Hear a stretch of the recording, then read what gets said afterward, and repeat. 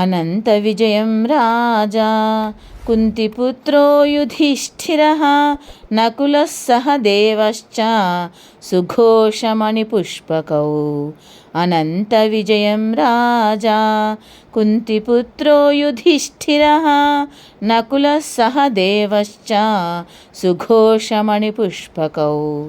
కుంతిదేవి పెద్ద కుమారుడగు ధర్మరాజు ప్రజలందరి మన్ననలను పొందినవాడు, యుద్ధనీతి తెలిసినవాడు కనుక అతనికి విజయం తప్పదని సూచించు అనంత విజయం అనే శంఖంను అతడు ఊదెను. నకులుడు సుకుమారుడు కనుక అందమైన శబ్దం చేయు సుఘోషం అనే శంఖం నూదెను.